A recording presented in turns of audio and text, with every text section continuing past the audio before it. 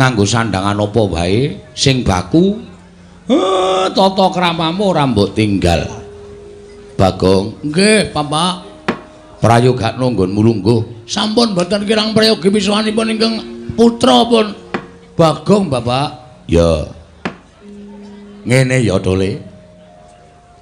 Mesti wae kowe kaget apa to sababe kok nganti bapakmu nimbali karo anak-anak supaya sowan ana ing Karang Kadempel. Kejut raos sing manah kula, Pak. Daya-daya kula ngampiri Petruk tumrap kula sowan wonten ing Karang Kadempel ingkang wigatos nyadong timbalanipun Bapak Semar. Wonten menapa Bapak kok nglempakaken dhateng para putra sedaya? Menawi kepareng kawedhaning kathah tumunten kababarna nanging mrawi wadi tumraping para tetangga lan para kawula padukan Karang Kadempel, monggo kula dherekaken manjing saklebeting Bali Wisma pepanggihan catur netra kelawan Kang Putra Punala Garing. Semanten ugi kula, Pak. Nyadong dawuh Bapak badhe paring timbalan dawuh menapa kula nedya nganglungaken jangga nilingaken karna. Semanten ugi kula, Pak. Bapak gadah niat menapa? Menapa apa badhe ngendikaken piweling ingkang terakhir? Gong tak tunyu lho. Bapak iki urung apa-apa kok wis diomongke piweling sing terakhir. Mbok menawa Bapak iki wis tuwa kok. Keparang Kang Putra pun Bagong cumadong dawuh, Pak. Wonten menapa wigatosipun Bapak Semar? Dorada maju le padha sowan. Iki wigati tumrap aku lan anak-anakku kabeh. Ning ora kok wigati pribadiku ora, ning ya ngembet marang kawula sak desa Karang Kadempel kene. Mula rada maju nggonmu sowan Nala Garing. Nun nggih ngestaken dawuh, Pak. Nun nggih ngestaken dawuh, Pak. Nun nggih ngestaken dawuh, Pak. Handrah ingkang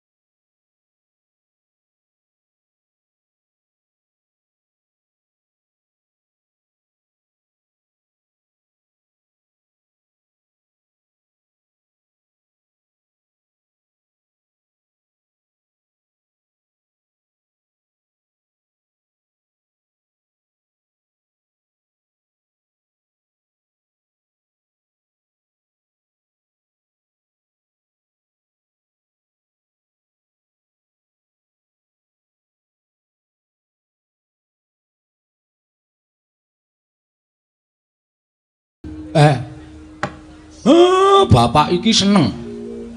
Bapak iki bangga kok bangga. Bangga.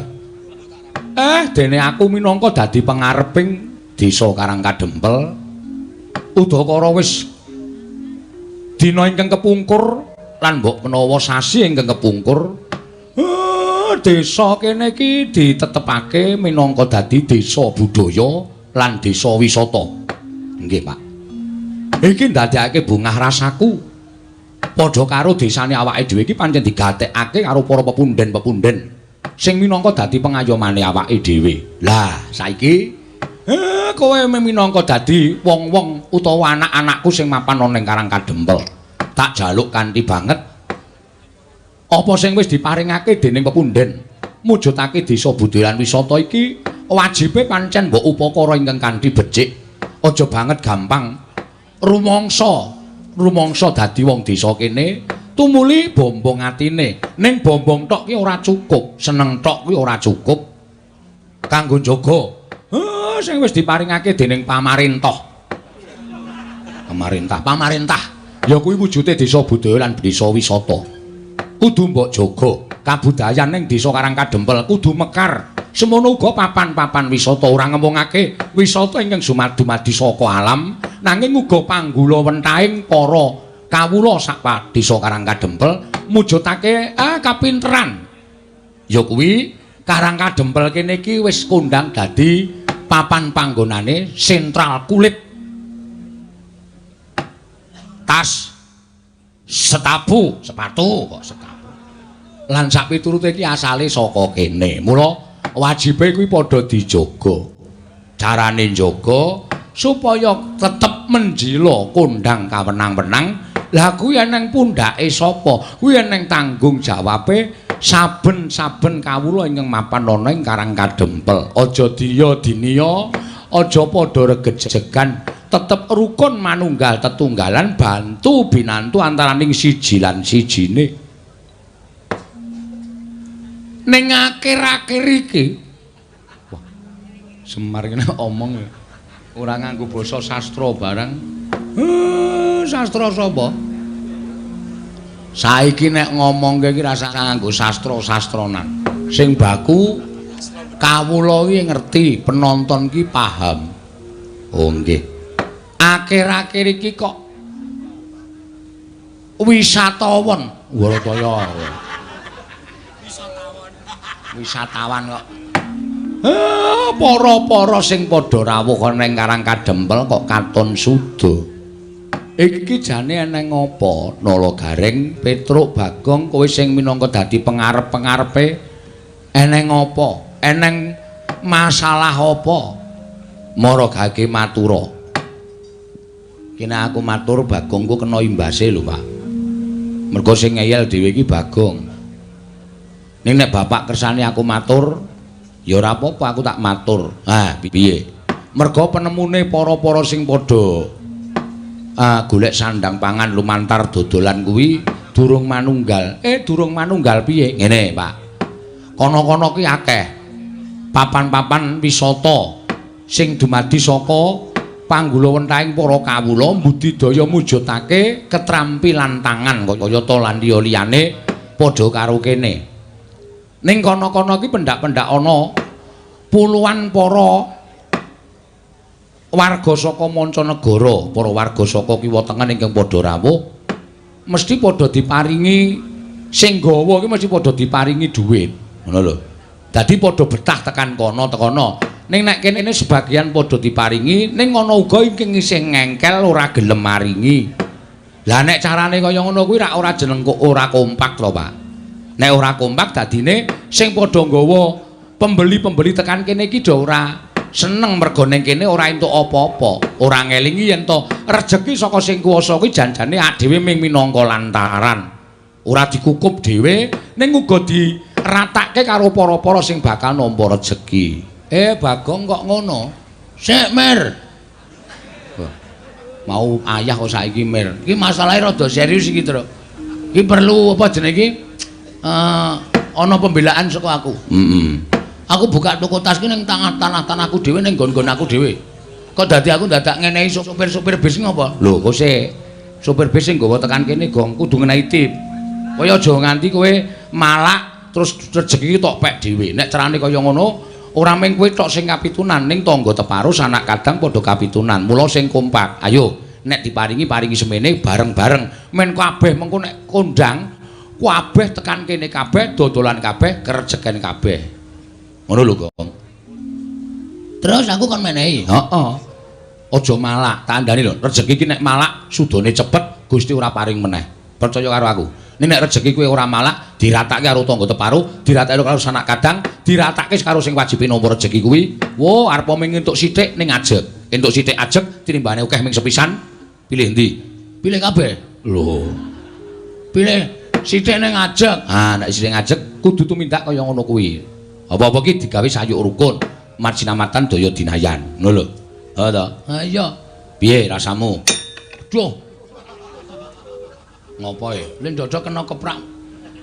Terus piye nek menurut kowe? Nek pancen ngono wis kompak aku ya saiki melu. Lah ngono. Nek ora kompak ki bakal ya dadine ora apik. Nek kompak nyawiji tunggalan ki apa wae wis to, Gong. Sing bagot sing abot bakal dadi enteng, sing angel mesti bakal dadi gampang. Lho, ya ta? Sithik akeh disyukuri, aja malak. Oh iya. Ngono lho. Aja terus koyo entuk rezeki akeh terus ora mbrebel sithik-sithik. Oh, nek kaya ngono kuwi ora ndek kanca, ora ndek sedulur. Heeh ya, Tru. Ha iya, wiwit saiki kudu kaya ngono. Siap. Wis saiki aku arep padha karo kanca-kancane. Ya, ngono kuwi. Ah, syukur nek wis ana siji sing diudari, angka loro bab budaya. Bab budaya kuwi ya kudu dijaga. Merga iki awake dhewe mapan ana ing tanah ingkang kebak budaya ingkang wis dadi tinggalaning para nenek moyange awake dhewe mbiyen. Awak dhewe wajib nglestarekake. Ngono. Lah kok saiki padha diya diniya. Gareng wingi wis gelem jatil kok saiki wis ora gelem. Malah nek ana jatilan lunga. Aku ana sing ngandani nek jatilan ki musyrik kok ya, Pak. Ana sing ngandani nek jatilan kuwi nyembah setan. Sing kandha sapa? Hah? Sing kandha sapa? Ya ana pokoke ya ana. Pokoke budaya ya wayang barang kuwi ora apik, wayang kuwi ora becik. Dugangane cangkeme kuwi wong. Kowe iki ora kok nyembah wayang. Wayang ki dadi tuntunan, tontonan, tatanan lan tantangan. Kowe tak omongi ya, wong ndelok wayang ki nek tenan-tenan li ndelok mesti bakal entuk ngelmu sing apik, ngentuk ngelmu sing becik, entuk tuntunane falsafah Jawa. Ngono. Wong Jawa ki alus, wong Jawa ki kebak sasmita, ora kok cobloko. Mula jroning wayang iki digelar kaya ngene iki padha didhawuhi ngonceki sasmitaning lakon sewengi mau apa, becike nggo nendi, alane nggo napa. Kuwi ayo padha dionceki iso nggo sangu jroning urip. Ngono. Lah kowe kok percaya karo wong kono-kono sing ora seneng karo budayane awake dhewe. Mongko kuwi wong Jawa, kok nglarang adat budaya Jawa. Uteke wis kuwalik. Nggih. Nek kowe dadi wong Jawa, aja gelem kowe dadi wong liya. Ana tetembungan, kowe aja gelem dadi tamu nang omahmu dhewe, aja gelem dadi wong liya nang negaramu dhewe. Lincak blangkon surjan jarik kuwi tok upakara sing apik. Aja diganti sandangan liyane. Wong nyatane kuwi ya sandangan apik, ya sandangan becik. Iket ki bakal ora le nyolong. Lah kok dadi disalahke ki luput nggo napa? Kowe kelingan ora? Wayang iki mbiyen dienggo nyebarke agama karo Njeng Sunan Kalijaga. Lah kok dadi ana sing muni kaya ngono kuwi? Nek kira-kira isih seger mangan pari tanah Jawa, isih wareg mangan wari tanah Jawa, isih seger ngombe banyu tanah Jawa, ayo do nguri-uri kabudayan Jawa. Ana tetembungan di mana kaki dipijak, diisi tu langit dijinjing. Tegese nek di papan kowe mapan ki ngreganono budaya kono. Aja kok malah tok singkang-singkang kowe ora ndek tangga, ora ndek kanca. Urip ki ora iso nek ora bebarengan, urip ki ora iso nek ora sesandingan. Sok nek mudhar arep mangkat nang kuburan dhewe apa kowe? Nggih, Pak. Kowe kudu duwe jati diri. Lah iki lho. Wong ki nek ora duwe jati diri, wekasan ora iso ngendhaleni diri, terus ming rubuh-rubuh gedang. Kancane gayeng ngalor kowe melu ngalor, kancane gegeran ngidul gayeng ngidul kowe melu ngidul. Mergo kowe ora duwe jati diri. Mula jati dirimu kuwi ketokno iki lho, jati diriku wong Jawa. Ya aku kudu tresna budaya Jawa, ya aku kudu seneng budaya Jawa. Wong kuwi budayaku, kuwi budayane leluhurku. Ngono. Kampleng ya itu. Sapa? Sapa? Gareng iki. Lho kok gareng iki? Gareng iki ming kurban kok.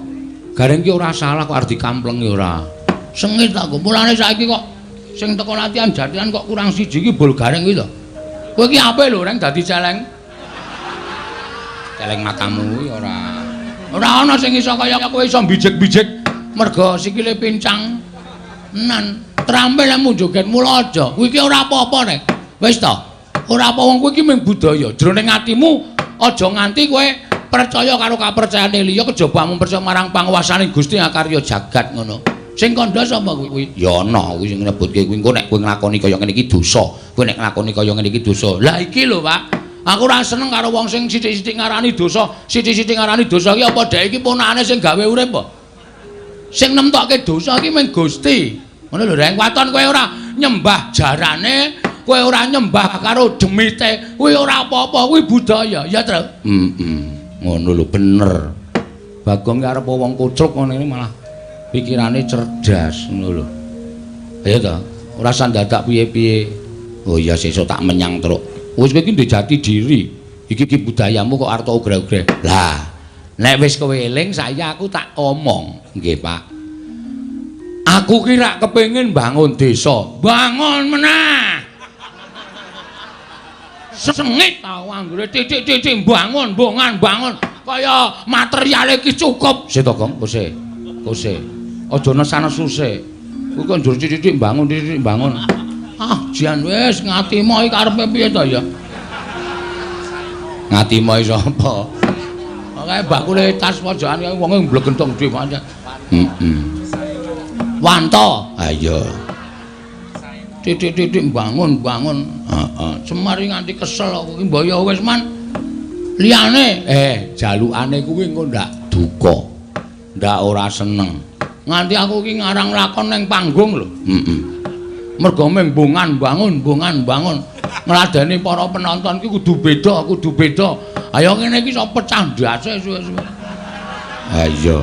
Nek yo ngene lho, Gong, malah justru kuwi dadi pamecut tumraping kowe kudu selalu berkreativitas, selalu berkreasi.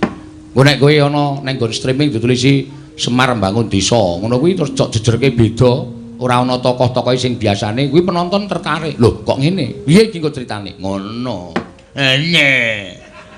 Ngomong karo iso wae kene iki. Wis ndase kesel. Ayo kudu dilakoni. Wis kesel bayare ora full. Pak Desa anu Wanto ki sapa? Kowe karo Kyai Manding ki piye? Kowe ditimbali nang kene ping bola-bali. Oh, aku nek ora tresna ora. Ha iya. Kabeh ki manjing dadi sedulur.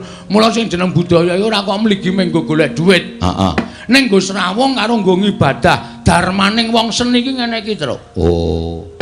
Dharma iki tegese kewajiban nglakoni urip bebantu marang sak padha-padha. Lah, aku isane nyumbang ya mung nyumbang kaya ngene iki. Heeh. Nyumbang lumantar seni, nyumbang lumantar budaya kanggo ngatonake tresna karo pepundhen-pepundhenku sing lenggah ning Manding kene. Iya, ya bener ngono, Gong. Heeh, ora apa-apa, ora masalah. Terus piye, Pak? Kersane? Aku pengen bangun desa. Piye? Areng kowe dicor ya? Yo. Apa si Wanto ae dicor. Dideke nang protelon kae men. Nggo dadi apa jenenge iki? Anake wae dicor. Oh, anake wae, Pak. Aja. Lidike ra jamak-jamak. Kosi ke. Bangunku ki ya ming sarana bangun lahir lan batin. Tegese bangun lahir kuwi wewujudan ingkang kasat mripat, bangun batin kuwi bangun bebarengan ayata. Saiki rasa pangrasa ati pikiran ditunggalake. Awake dhewe iki wong sak desa.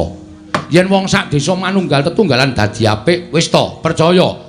Desa tanggane sesuk mesti meri. Nek desa siji dadi desa loro dadi kebak karukunan, desa loro dadi desa selu, dadi sak kecamatan, dadi sak kabupaten. Munggahe dadi sak negara rukun apa ora kepenak uripe awake dhewe. Bener, Pak, menika. Ling terus kersane Bapak pripun? Niki anak-anak mung kari nderek, anak-anak mung kari manut kersanipun Bapak Semar. Nggih. Kersane Bapak pripun kula kantun nderek. Nggih. Kersane Bapak pripun kula kantun nderek. Aku ana syarat-syarat sing kudu dilakoni. Syaratipun menapa, Pak? Syaratipun menapa? Syarate apa, Pak? Apa anak-anak kon urunan semen loro-loro? Semen loro-loro nggo ngapa ora? Ayo mbantu Bapak, kowe wedi reng. Sak rit. Kowe. Sing setengah rit ditibake ning Karangadembel, setengah rit kaya omahmu. Nggo apa? Guru ki kowe. Ya, karaku kok sia-sia ki ngapa ta gang ora? Aku iri karo kowe. Heeh, ya wis ben bejane dhewe-dhewe kok. Dan tenan kowe iki. Ngene kat suwe-suwe. Ha wis ben ora apa-apa. Ha iya. Asem ana gareng iki. Wah, remuk awake karepmu.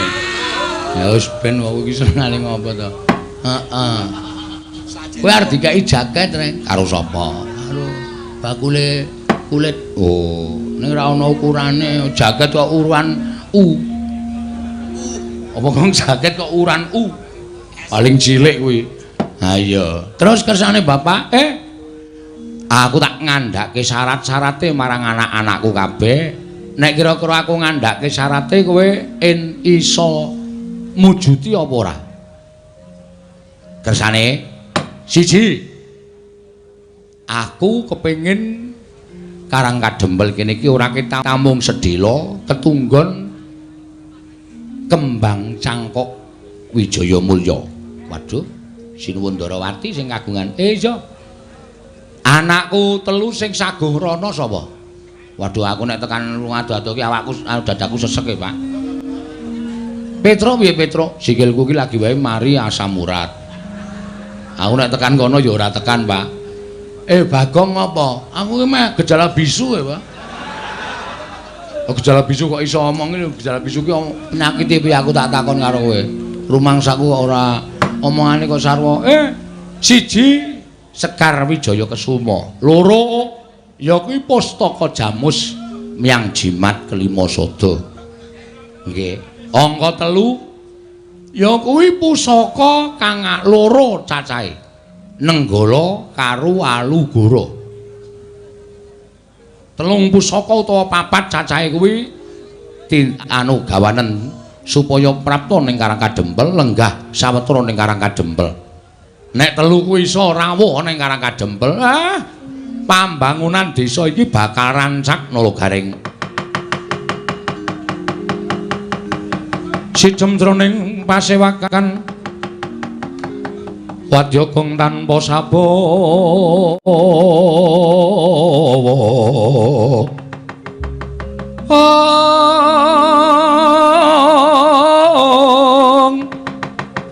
kapraban dening Sang Nalendra Tama mangu-mangu-mangonengi lerwu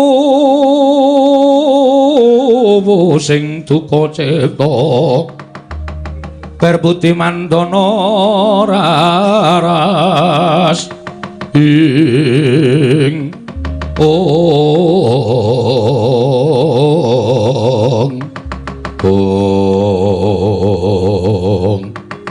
dereng ngantos paripasami Balwacana kasaru geger njaba samyalok yen tana priyagung rawuh sinten keparung prapting wonten ing padukan Karang Kadempel minggah madaning pendhapi padukan menika ta warnane lancur-lancur Pandhawa Kapandikan Bambang Antasena, Raden Garukaca, Raden Hanantarja, Raden Abimanyu, Raden Irawan miwah Raden Wisanggeni akaya cingak kang samya mulat.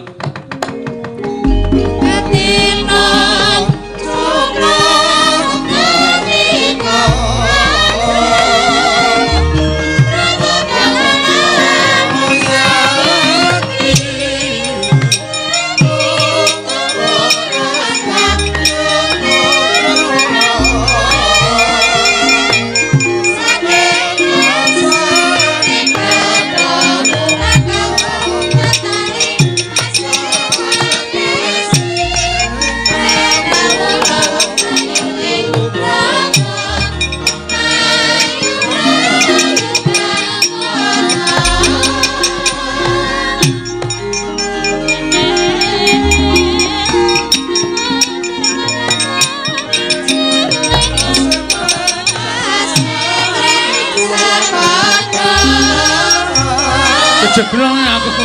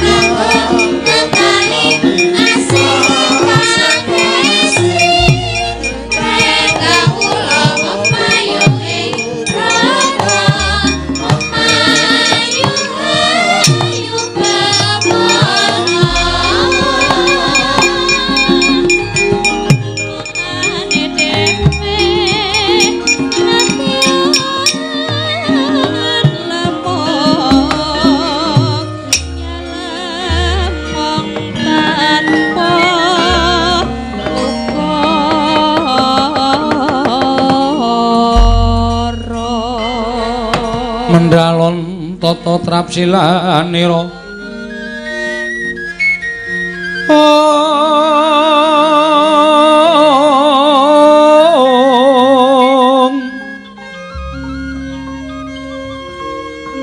ngajomaken astanira kalih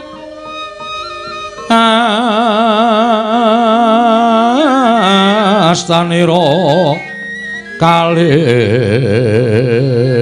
pisan yen ngandika magawe pranta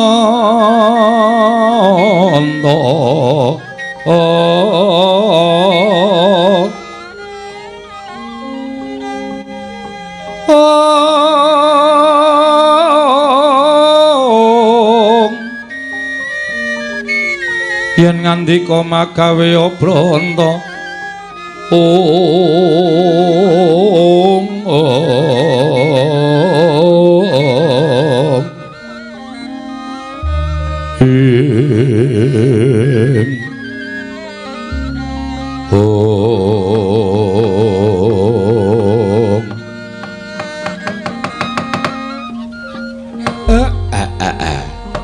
lah kok ting gruduk tak kira kawula Karang Kadempel dole ndara ndaramu lancur-lancur Pandhawa padha rawuh tekan kene Nalagareng. Waduh ndara wis anggeni ndara Antasena ndara Abimanyu ndara Karukaca ndara Antarjatra padha rawuh mrene. Wah gong lho iki lho rasa tresnani ndara-ndara karo bapak ndara wis anggeni ndara Antarja ndara Karukaca ndara Abimanyu ndara Antarja tekan kene.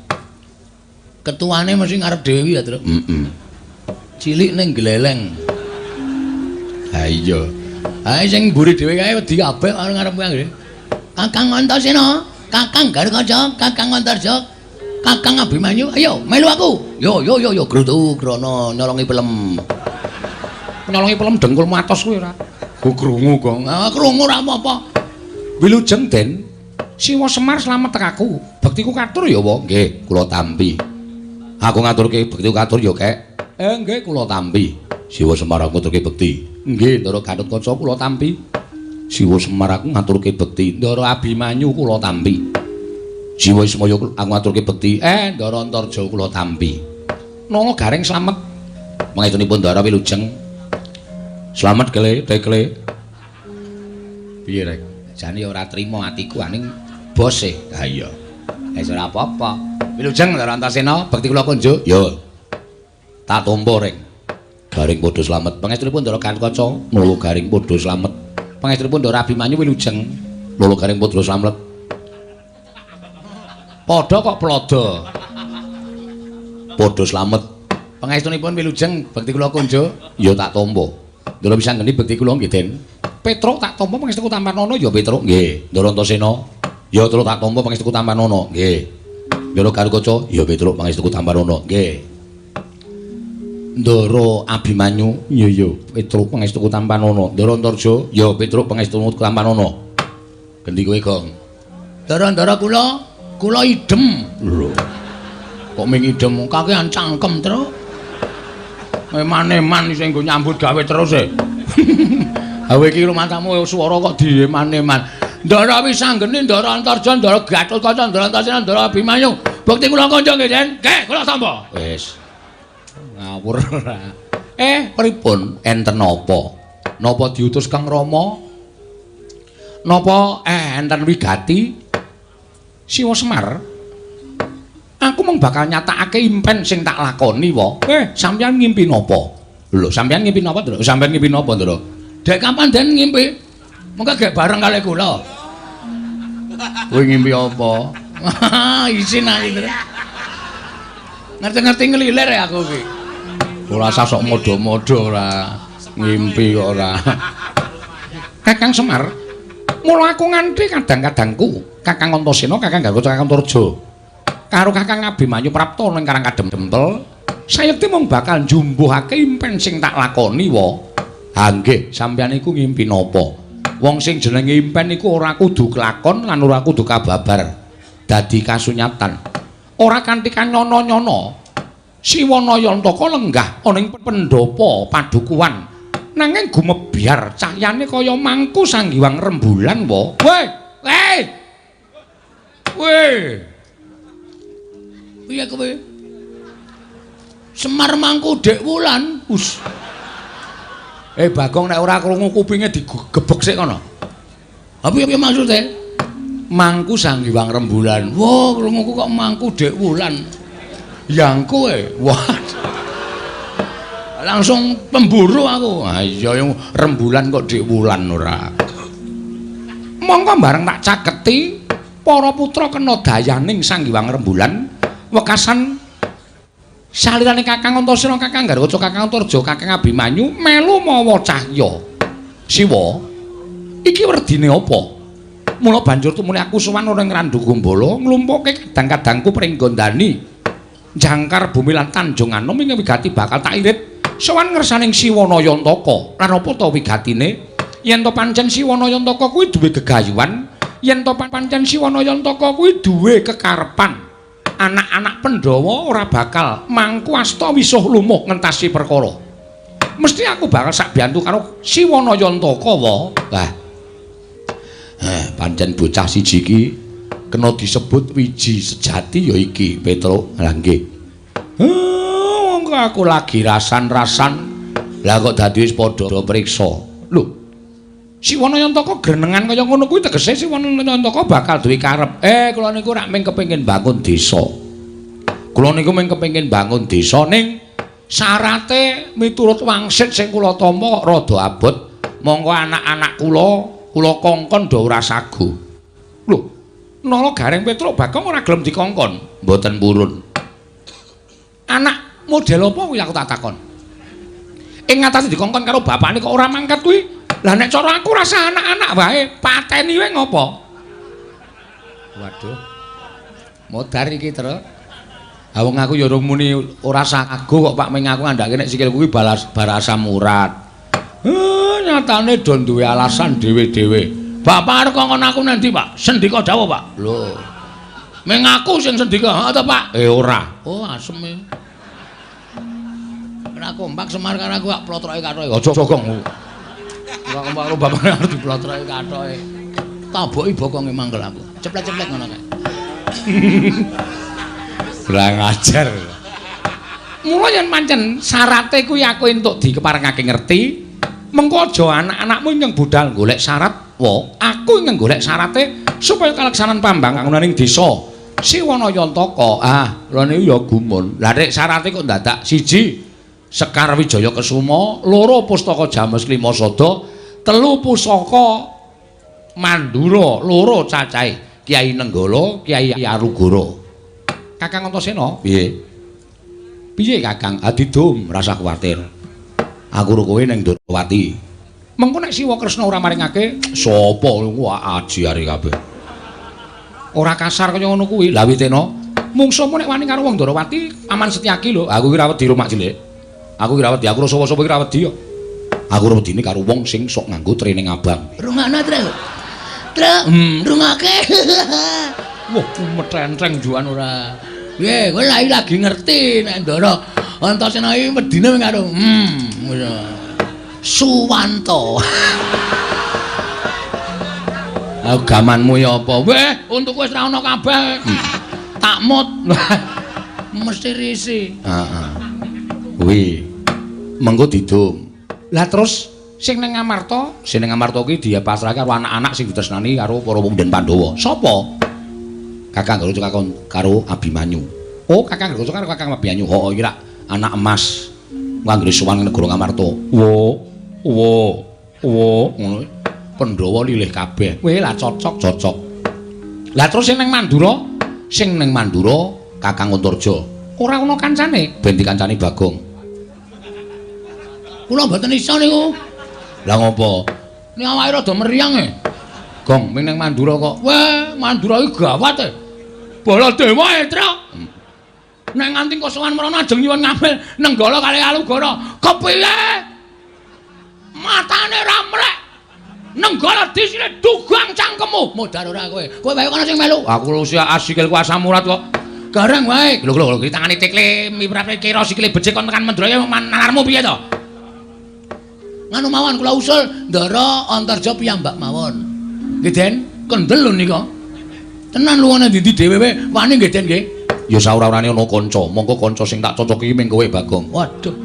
Wis ngrekoso iki wis. Ngerti aku ora melu wayangan acarane ngene iki. Ya ora melu wayangan ya ditakokke wong kowe iki termasuk favorit e. Hah? Termasuk favorit. Nggo ngilangi lumut.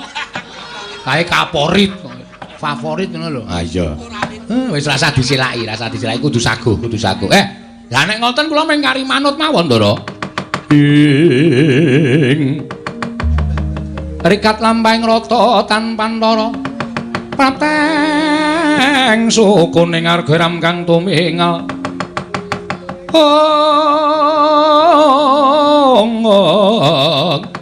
ram kang tumingal dendeng saengga praja praptaning Begawan Durna tuwin patih Harya Senguni dumrajog tanpa laraban.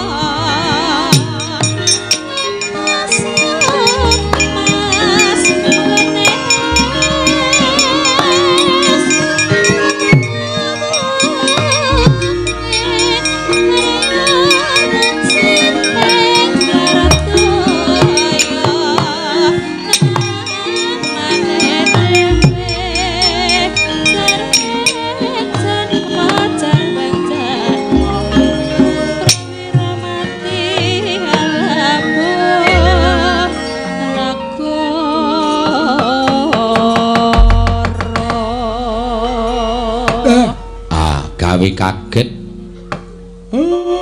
Lah kok Karang Kadempel dayoe ndlidir kaya ngene. Nala Gareng dalem, Pak. Sawise putra-putra Pandhawa iki kok kasepuhan sing rawuh. Lho, sapa iki? Sapa ya, Truk? Aku ora ketutupan bokonge Semar. Begawan Durna. Kasepuhan, Gong, kasepuhan. Mayit. Lho. Mayit dengkulmu. Begawan Durna. Patih Sengkuni mau ketoke melu mlebu bareng weruh. Anak-anak Pandhawa komplit nang kene kok njur nglesot metu meneh. Sajake gila sajake. Sajake ayo. Wong ki nang ngres tumindak eleke mesti weruh kanan iki mesti wedi sik, Tru. Wis ben dibagekke karo Bapak. Bagekno Pak rawuhe Begawan Durna. Nek ana apa-apa iki mumpung ana putra-putra Pandhawa mesti ora bakal wani tumindak piye-piye. Penemban wilujeng. Gandhap bleguduk soal gembol Sumorante. Ya Semar, slamet tek aku. Pangestuku Tampanono ya Semar. Kula pundi nggo jimat. Penemban Durna bekti kula kunjuk. Nala Gareng tak tampa pangestuku Tampanono. Nun inggih sanget anggen kawula murid dadosaken jimat. Bekti kula apa penemban? Oh iya Petruk tak tampa. Pangestuku Tampanono ya Petruk. Nggih, wilujeng. Bekti kula penemban. Oh iya Bagong. Pangestuku Tampanono ya Bagong. Ngene nggih, sanget anggen kawula kok mboten nitih kuda. Hus. Ora tau numpak jaran. Oh nggih ampun. Ngapunten lho ming nyuwun prisa. Kowe takon ning sengkring ning ati. Nggih nyuwun ngapunten karang ya ming takon kok. Eyang Durna wilujeng. Wis anggene slamet tekaku wis anggene. Bektiku katur ya Eyang. Iya tak tampa cah bagus. Eyang Durna slamet rawuh Eyang. Lho, iki Antasena. Heeh. Slamet Antasena pangestuku Tampanana. Eyang Penemban bekti kula kunjuk. Iki kaya suarane Abimanyu. Kasinggihan mekaten. Bekti anu pangestuku Tampanana ya Abimanyu. Kula pendhingga jimat Eyang. Bekti kula kunjuk Eyang. Iki kaya suarane Gatotkaca, Radyora Permana mlebu ning padukuhan Karang Kadempel. Inggih, ingkang wayah ing pringgondani. Pangestuku Tampanana, Gatotkaca. Eyang bekti kula kunjuk. Lho, iki kaya suarane Antarja. Inggih. Pangestuku Tampanana. Kanjeng Eyang bekti kula kunjuk. Iki kaya suarane Irawan. Inggih, dasar kepara nyata. Pangestuku Tampanana Irawan. Inggih, Kanjeng Eyang kula bekti kula kunjuk. Iki kaya suarane Janaka. Inggih, bekti kula kunjuk Kanjeng Eyang. Tak tampa Janaka pangestuku Tampanana. Wah. Oh, cangkeme Bagong. Iki senengane bebeda kok, Gong. Seneng ya aku. Ayo pendhita gleleng ning mripate lamur. Heeh. Dadi ora nek dienggo dolanan ki iso. Wong ora ana Janaka kok ya. Apa iki kaya Gatotkaca kaya Antarja. Berarti ae slampur ta, Tru? Oh iya, mulane kae apa kacamatane digandulke ning dodo kae apa? Dinai rantai. Nah engko nek ora permana sapa-sapa terus dipasang. Penemban, enten apa? Rawuh wonten ing Karang Kadempel. Iki ngene ya Semar. Pramtaku ning Karang Kadempel kuwi sepisan tilik marang kayuwananing kulawargamu lan anak-anakmu kabeh para Panakawan. Dene ndungak Angkalara Praptaku iki ora saka ngarepku dhewe nanging aku diutus dening anak Prabu Duryudana. Lan kacarita anak Prabu Duryudana kuwi ngimpi Semar. Nyumpena. Pancen kepara nyata. Lah, sumpenanipun babakan menapa? Nalika semana anak Prabu Duryudana paring dawuh kalawan aku, yen to 7 dina kepungkur mau ngimpi ketemu karo kowe jroning pangumpen. Nalika semana gumebyar cahyamu mawa teja. Mongko nalika kowe lungguh katon banget yen to kowe nembe mangku Sang Hyang Rembulan. Nalika semana kowe paring dawuh kalawan anak Prabu Duryudana, sinuwun monggo kula aturi ngasta rembulan menika Sang Hyang Candra menika wonten negari Ngastina. Menika dados sarana tentrem, ayem, rukun lan saya nginggahaken derajat pangkatipun sinuwun Prabu Duryudana gregah wungu saka nindra anak Prabu Ngastina. Tumuli dawuh karo aku supaya sowan ning Karang Kadempel ingkang wigati Semar. Ora ana kejaba mung dina samengko aku kadhawuhan supaya mboyong marang kowe nang Negara Ngastina lan kowe kudu iso njlentrehake apa ingkang diparingake marang Prabu Duryudana, apa ingkang mbok caosake marang Ratu Ngastina. Merga tembunge jroning impen mau yen sinuwun Prabu bisa mboyong ya kuwi pewujudan ingkang mawa cahya ingkang mapan ning pepangkonmu mau bakal saya kuncara negara Ngastina. Wis kuwi wae sing bakal dadi aturku marang kowe. Yen kowe saguh ayo mangkat, ning yen kowe ora saguh sebabe apa? Maragake kowe matura. Lah kok kabeh do ngimpi aku ki ngopo? Dadi lakone, Pak? Semar bangun desa. Ha iya. Wis diwangsuli wae. Bapak kersane piye? Nek kersa ya mangkat, nek ora kersa omong karo Begawan Durna kuwi. Ora gelem rono, no. Alasane apa? Amboyenmu kumat apa ya? Bapak ya amboyen. Nek lungguh dadak masangi krikil. Dipas-paske. Ngomong, Pak. Ha engko nek Begawan Durna nesu perkara aku ora gelem ning Ngastina. Wela. Ha iki ana nom-noman pendhana iki nggo ngapa? Teng pendanang iki. Gus. Iki kok karo bendarane kok. Ndara Antasena ana, Ndara Gatotkaca ana, Ndara Antarja ana. Namung kon Jatasi Durna sago nggih, Den? Hah? Sing tetek ta? Rasa ora ndirasa kepenak. Sago ta Ndara Antasena? Ya nek Eyang Durna salah tur ora kena dikandhani, nek tumrap aku hukume Antasena ki sapa sing salah tur ngeyel, wajibe dijotosi. Kusik. Perkara iki aku ora bakal ngeyel. Ning aku mung kepengin ngerti Semar kuwi gelem sowan ning Ngastina apa ora? Nek gelem ayo tak boyong, nek ora sebabe apa? Ming kuwi tok aku ora bakal ngeyel. Nuwun sewu. Kula niki lagi arep duwe gawe. Loh, ngapa? Mecah sirahe Bagong apa piye? Bagong. Arep dipecah sirahmu. Wah, pecahe sik to. Iya. Ora ngawur nino. Sang arep kok ora ngapa-ngapa diwarai. Wah, geceke sirahe.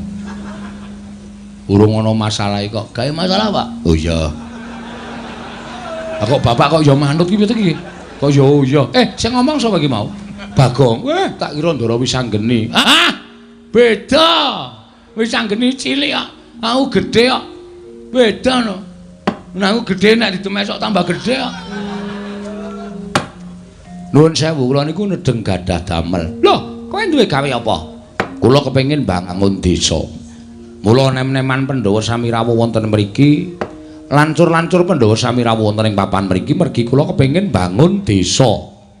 Mujudake desa ingkang kebak karukunan, kabagyan, katentreman lan nampi berkahing Wang Mahananasa. Mongko syarate nggih pinten-pinten syarat sing kula ajeng kula gayuh. Nek nganti desa niki kula tinggal, napa sing kula jangka ora bakal kasembadan. Semar, pripun? Kowe iki tekan Ngastina ming sedhela, ngono? Tekan Ngastina ming sedhela. Ming matur ngesanipun anak Prabu Duryudana. Sinuwun kawontenanipun kados mekaten, menika wujudipun mekaten, menika wujudipun kados mekaten lan naminipun mekaten. Mergi menapa panjenengan ngimpi ing mekaten menika jalaran tegesipun artosipun mekaten. Ming kowe cukup ngono wis rampung, kowe njaluk bayar pira? Nggon ngomong kuwi njaluk bayar pira? Dijoli dhuwit pira kaya omong. Aja ming yutan yen perlu miliar. Aja ming miliar yen perlu triliun. Kuwi kok bakal diparingi dening anak Prabu Duryudana. Nek kowe nampa dhuwit saka negara Ngastina, uripmu ora kaya ngene iki, iso nggo bangun pendopo, iso nggo bangun teras, kowe iso tuku kendaraan, manganmu sepentine ora ming sego jagung, ning beras raja lele. Nek kurang enak ya raja kutuk. Kowe kok iso nglakon kabeh tak kandhani, iso nglakon kabeh, Paton. Kowe gelem tedhak ana negara Ngastina, kowe gelem sowan ana negara Ngastina.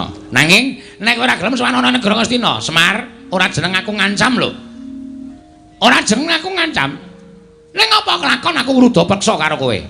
Nuwun sewu. Napa sampean mboten menggalih? Enten mriki kathah lancur-lancur Pandhawa sing saguh mbelani kalian Semar. Oh, kowe ngendelke bocah-bocah iki. Kowe ngendelke nom-noman iki. Kowe ora melek apa Semar? Iki meng putu-putuku, iki meng putu-putuku. Selagine bapak-bapakne wae do wedi karo aku, do gila karo Bagawan Durna. Lah kok aku meng tok gegira karo putu-putuku dhewe, karo anak-anak Pandhawa.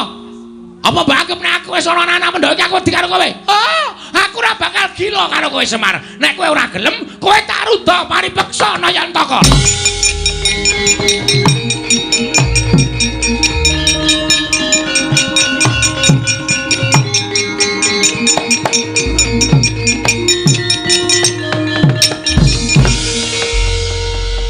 Ngandel ora? Bocah iki arep ngopo iki? Hei. Arep metenteng ya, Pak. Ayo metenteng tunguk ngisor, tunguk dhuwur metenteng keleke pasrai. Wis tak semprot. Nandurna? Loh, iki Bakong. Arep ngopo kowe? Sampeyan wau ngendika pripun? Semar nek tekan negara Ngastina ajeng mangkahi pinten miliar? Pinten triliun? Sampeyan tahu wae Semar niku mata duwiten. Sampeyan tahu ngerti lho, Semar niku teng pundi-pundi njaluk bayar? Mboten. Semar niku ndongani sajan wae digawe dit ra gelem. Semar niku mimpin genduran wae disangoni ora gelem. Apike Semar teng mriki niki lho. Nang perkara negeske impen tok Semar terus njaluk duit miliar, duit triliun. Niku anggepe bapak kula niku mata duwiten wae piye? Heeh. Nang bapak kula niku duweni penemu, duweni jati diri ora gelem rawuh teng negara Ngastina, niku sebabe bapak niku duwe gegayuhan. Inggih menika mbangun desa. Monggo syarate angel, syarate kudu digayuh. Nek bapak ninggalke desane teng negara Ngastina tegese bapak niku mementingkan diri sendiri tapi tidak mau tahu tentang keadaan orang banyak. Wah. Edian Bagong kata-katane apik. Meneng sik Antasena. Wah. Wak totok ndasmu lho kowe. Weh, lali aku tak kira kowe bolone Durna. Ana ngurine Durna e. Mun ngapunten niki lagi serius ampun dikisro omongan kula. Lho, terus sampean kok dadi nek pancen kowe ora gelem tak boyong marang negara Ngastina, kowe tak ruda paripeksa. Bapak ngendika, napa sampean mboten wedi niki enten lancur-lancur Pandhawa? Anak-anak Pandhawa. Selagine bapakne anak-anak Pandhawa wedi karo aku, apa meneh bayi-bayi, putu-putuku, anak-anak Pandhawa. Aku ora wedi. Nun sewu lho, mulutmu harimaumu. Kowe nek omong nganggo dipikir, ngoten. Nek ngendika nganggo dipikir aja waton ngendika sak penake dhewe. Nek sampean ngendika sak penake dhewe, ngrekoso urip sampean teng Karang Kadempel. Terus kowe arep ngapa? Kula mewakili bapak mboten ajeng tindak teng negara Ngastina. Lho, piye? Tegese kowe wani karo Begawan Durna. Lho, piye ta cah iki? Posisi ngene iki mboten ateges kula wedi. Kula wani sekecap padha sakecap karo sampean niku merga kula wani Penembar. Ora kok kula perkara wedi. Kowe wani merga kene ana anak-anak Pandhawa. Lho, mbok kandha bali. Ijen padha ijen karo sampean. Nganti sampean iso menang karo aku. Meguru karo wis 20 taun. Gong. Kuwi rapisan-rapindo mesti gawe masalah kaya ngono. Gong. Wah, apa itu? Mbok wis mundur kuwi perkarane bapak kok. Santai wae to. Kowe goblok bener kok goblok piye? Lah iki nek ora digawe masalah terus piye mengko bar limbukan bubar. Nganggo utek ngomong ora. Kene iki ya karo mikir padake. Terus kok bar limbukan kilang-kilang arep ngopo iki? Wah, tenan dijaluk nes dite. Ah iya.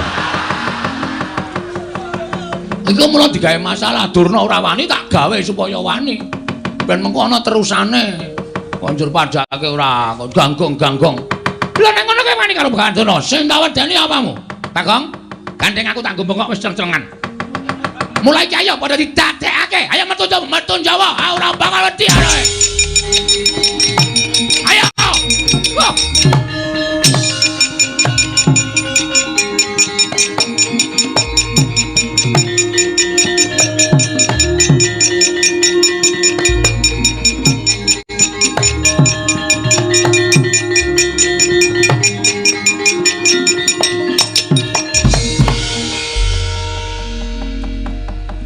Ana tetembungan jagung bakarane.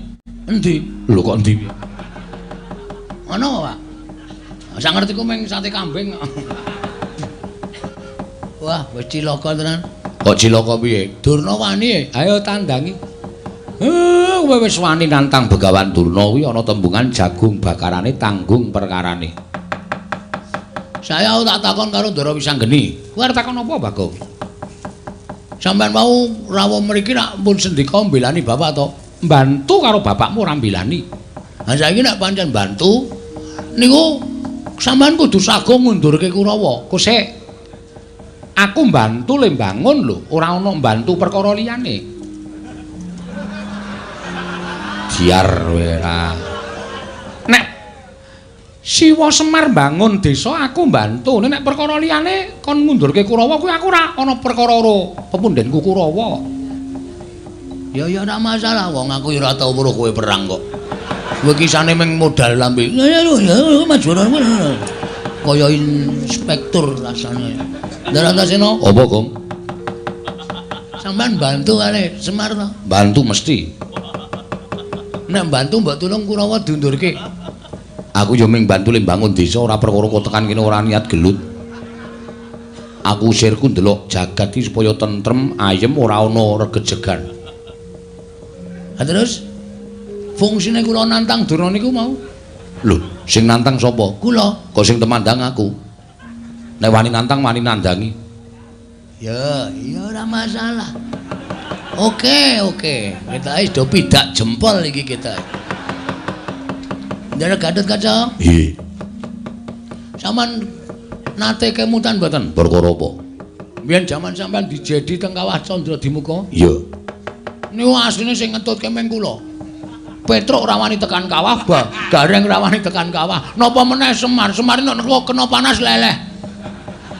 Sing tekan pinggiring kawah ngenteni Ndara Gatot Kaca jedul saka kawah niku meng kula. Apa biyen aku akon? Nggih mboten.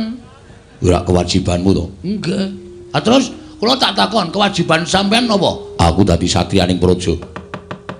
Satriyaning praja kewajibane ngayomi para kawula negara Ngamarta. Karang Kadempel niku ke bawah keperintah negari pundi? Ngamarta. Karang Kadempel ajeng diserang para Kurawa. Sampeyan pripun sebagai satriya? Mestine aku ngayomi. Mestine kudu ngoten. Ya.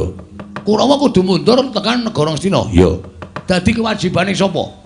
Sing ning Karang Kadempel sapa? Kula kali Bapak kali Petruk kali Gareng. Terus nek kowe masrahke perkara kabeh marang Garukaca, apa rampung perkara negara? Aku ngrampungi perkara negara Ngamarta durung rampung-rampung wawahi perkara Karang Kadempel. Sing gedhe pangapuramu rampung ana dhewe. Duar. Dongaku kabul. Kowe ndonga apa ya, Truk? Asem e. Ndaran terjawab? Nggih. Sampeyan nggih mboten purung nabi kula. Ora terus terang bae ora. Wah, iki kok bloko banget to iki. Iya, Bagong, awakku kesel tenan, Bagong. Nggih, Bagong. Ndara Abimanyu sayangku cintaku. Ndara Abimanyu. Apa, Bagong? Sampeyan tresno kali kula to? Tresno. Mbok kula dibantu. Bantu apa? Sak gedhagan iki aku mung iso bantu 150, Bab. Kok tekan dhuwit to iki? Kula niku nantang para sata Kurawa. Sing gedhe pangapuramu Bagong aku ra iso piye-piye. Kadang-kadang kudu ora mbelani, nek aku mbelani mesti aku dijothak, ora dijak dolan, ora dijak lunga. Oke. Iya. Juga kaya ngono ya iki. Bengi iki ora ana sing bantu karo Bagong. Pak. Gandeng aku wis kadung nantang Durna. Isen aku mundur, Pak. Terus? Oh, njaluk pamit ya, Pak. Arep endi? Methuke Kurawa, alakonane dhewe, wak ladenane dhewe, tak tandhangane dhewe, Pak. Kok njewewek cangkeme? Ora ngematke ya cangkemku ki sariawan. Oh. Nek ngomong serono ae, Pak. Mun jawab pamit ya, Pak. Yo, sing ati-ati. Nek kowe mati kowe dadi kusuma bangsa. Matimu bakal dipendhem ning taman makam pahlawan. Anjuk batine apa? Mati ora iso urip meneh kok. Ya Pak, nyun pamit yo. Ya sing ati-ati. Petruk, kowe tega tenan karo aku? Aku lagi males, Gong. Lakonono dhewe. Nek aku mati lho, Truk. Ya mati awakmu dhewe kok aku bingung. Aku senengane glelengmu ora jamak-jamak. Nek ketanggur kene iki men tok rasake dhewe. Reng, apa? Nek aku mati aku ora nyaur utangmu, ora nyaur apa-apa tak ikhlaske, Gong. Edan. Aku ngimpi apa to ya bengi iki? Oh dadi kaya ngene kane, Pak, nyun pamit. Begawan Durna Kurawa iki Raden Minajingga. Ingkang sagung ngendarat karo Esa Kurawa menyang dhewe.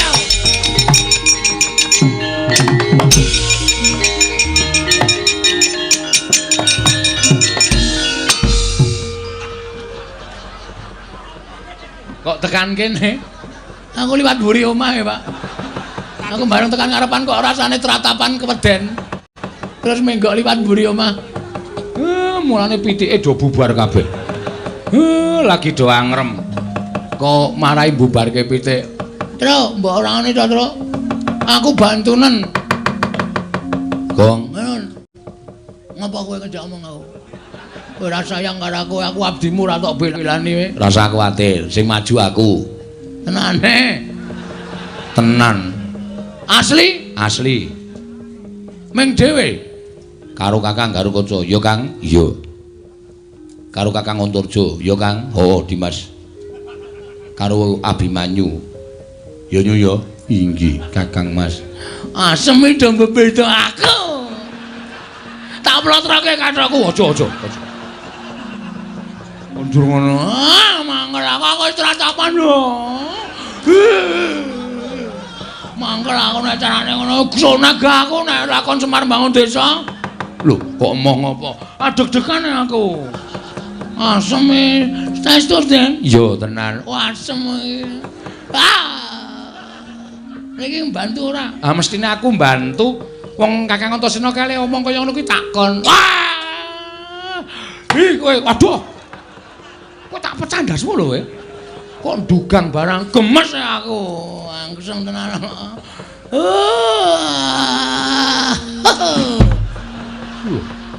Kok jengkelit barang ora. Saking senengku. Enggak metu njaba enggak. Sampeyan metu njaba metu njero. Ya yo nek ngono metu njaba karo aku. Oh, bulane do seneng metu njaba ora masalah. Wah tak cocoki ndase Bagong omongane. Kowe ngopo? Kowe iki nek ngene iki asosiasimu sing elek, pikiranmu sing jorok, goblok kowe. Ora iso mencerna kata-kata kowe. Oh, petok. Kowe jenes, aku sengit karo kowe kaya wong-wong kaya kowe pikirane elek kaya ngene. Delok limboke terus pikirane elek kae porno kae, susune mencetot ngono kae. Kowe sing basa iki pikirane sing nonton. Wong kuwi keindahan kok. Ah, ora. Kowe menungsa ya ana wis sengit tau. Nggih, Jan nggih? Iya. Kamu tuh, Kak? Iya. Ndara Bimanyu? Iya, Bagong aja kuwatir tak belani. Ndara Kaca? Iya, Bagong aja kuwatir tak belani. Ndara Antarja? Iya, Bagong aja kuwatir tak belani. Ndara Wisanggeni? Iya, wis ayo mangkat dina iki. Kakang Antasena, Kakang Garwaca, Kakang Antarja mesake Bagong. Ayo padha dibantu. Nek kira-kira mengko kalah karo Kurawa, ya wis ben ditandangi Bagong. Iki omong apa meneh? Macem-macem ora ya nganti rampung. Iya, nganti rampung ya.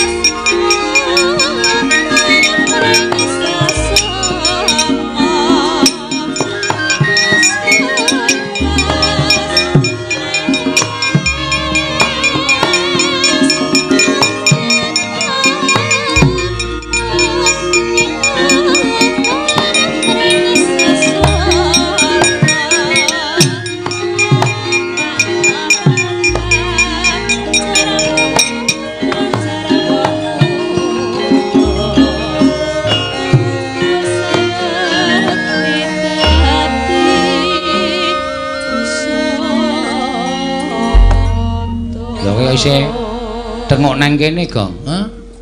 Ndoro-ndoro wis do metu kok kowe tengok nang kene. Aku isih ndek kewajiban, Reng. Kewajiban apa? Isih kewajiban mikir engko bar perang adegane apa. Oh iya. Ya wis nek ngono ya dipikir sik. Heeh. Aku engko tak ora metu sik ya. Ya men perang sik. Heeh. Ya Pak ya tak tutke ya, Pak. Nang ndi? Manut. Nang sarean mau nang ndi? Weh. Ku tak pecah sirahmu lho kowe. Kowe iki senengane kan yo. Masuk ke dalam simbok wis olah-olah. Iya. Seafood. Iya. Kerang, ora doyan kowe kerang ta, Pak? Ora iso lek ngonceki to kowe? Ora perkara ora iso lek ngonceki, nggo mamah ki wis ora iso. Cangkeme ganti. Wedhus ora. Kerang ora doyan. Kowe iki disuguh apa-apa ora tau gelem ora apik. Seafood ora doyan. Sate kowe ya ora cerdas. Aku ki senengane ndok setengah mateng. Oh ya ngenteni sesuk-esuk. Ora antil mudar lho, Gong. Nah aku sok setengah mateng terus, Pak. Ndok pitikku maksude. Engko tak gaweke ya, Pak, kan aku sayang karo kowe. Ayo mlebu iki selak. Blandang wektune ayo gek. Bojone Bagong iki kon limbukan karo bojone Gareng. Men padha nglipur sanggaring para lenggah. Sangu gendeng apa, Pak? Sak karepmu sing gampang wae. Apa, Gong? Jadilan. Lho. Oh, bapak mundur ngedaluk jadilan ora. Santi mulya kesenane bapak ya. Men kabeh warga padha sesanti kamulya-mulya iki ya rukun ya tentrem ya ayem ya manunggal. Ha ta, Pak? Wis gek dunekke dibukani bonang. tilule demlang kuwi gugur gunung. Kuwi senengane obo pelok nyuwara pelok barang sampe nake dhewe ra. Ya mangga dados.